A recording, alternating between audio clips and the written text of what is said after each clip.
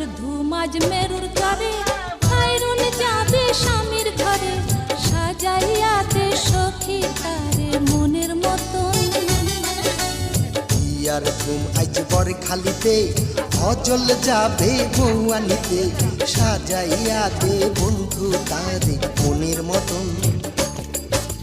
বিয়ার ধুম আজ মেরুর তরে, খায়রুন যাবে স্বামীর ঘরে, সাজাইয়া দে সখী তারে মনের মতন।